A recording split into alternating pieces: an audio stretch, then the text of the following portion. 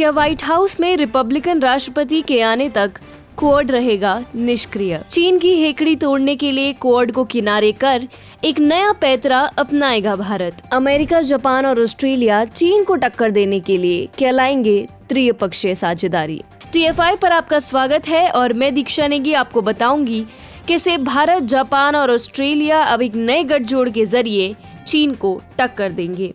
पिछले वर्ष कोरोना के बीच चीन से सप्लाई चेन की निर्भरता को कम करने के लिए ऑस्ट्रेलिया, भारत और जापान ने औपचारिक रूप से पहली बार एक साथ आने की योजना पर चर्चा की थी। अब जिस तरह बाइडेन क्वाड को अप्रासंगिक बनाने की कोशिशों में लगे हैं, अब ये तीनों देश एक साथ अमेरिका के बिना चीन से टक्कर लेने के लिए सामने आ चुके हैं और सप्लाई चेन रिसाइलेंस इनिशिएटिव की शुरुआत की है। ऐसा लगता है कि जब तक व्हाइट हाउस में एक रिपब्लिकन राष्ट्रपति नहीं आ जाते, तब तक क्वाड निष्क्रिय स्थिति में ही रहेगा।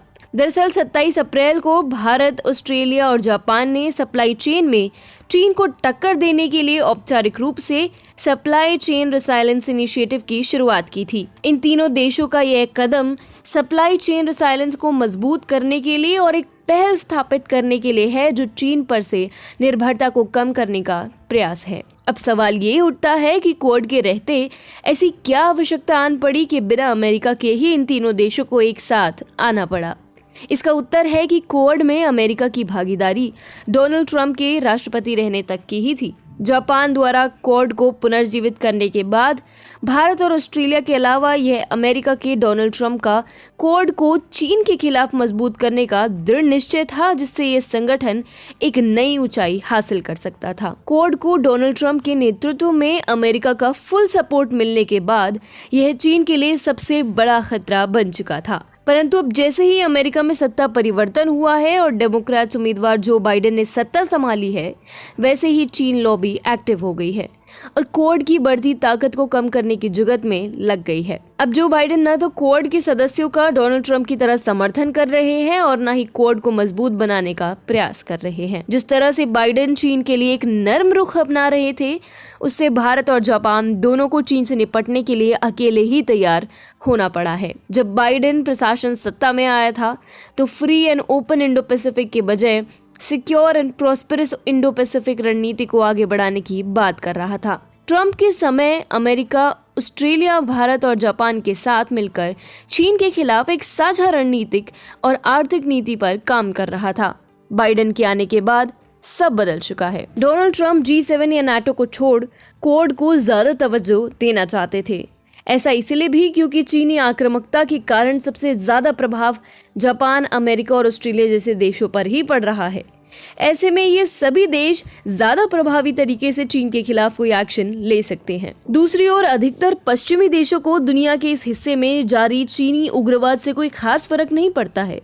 हालांकि बाइडेन आज भी पश्चिम को ही पूरी दुनिया का ठेकेदार समझते हैं। बाइडेन को लगता है कि सिर्फ पश्चिम के लोकतांत्रिक देश ही दुनिया में मानवाधिकारों की रक्षा करने में समर्थ हैं। बाइडेन सत्ता में आने से पहले जिस प्रकार अमेरिका के नेतृत्व को पुनः स्थापित करने के दावे करते थे, वे पूरी तरह खोखले साबित हुए हैं। उनके आने के बाद एक अमेरिकी साथियों ने USA का साथ छोड़ा है, फिर चाहे वे यूरोप के देश हो या फिर क्वाड के।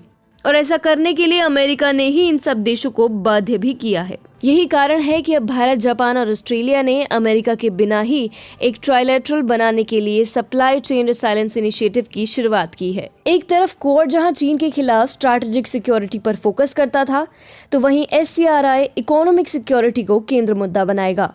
क्योंकि अगर चीन के खिलाफ कोई एक्शन लेना है तो सबसे पहले उसके ऊपर से सप्लाई चेन की निर्भरता को समाप्त करना होगा। अब भविष्य में तीनों देशों का यह संगठन आर्थिक से स्ट्रैटेजिक संगठन में भी बदल सकता है। जिस तरह से बाइडेन क्वाड को नजरअंदाज कर रहे हैं और जिस तरह से भारत, ऑस्ट्रेलिया और जापान मिलकर काम कर रहे हैं, उससे अभी स्पष्ट हो चुका है कि जब तक अमेरिका की सत्ता एक रिपब्लिकन राष्ट्रपति के हाथों में नहीं जाती, तब तक क्वाड निष्क्रिय ही रहेगा और चीन के मुकाबले के लिए भारत, जापान और ऑस्ट्रेलिया साथ मिलकर काम करते रहेंगे।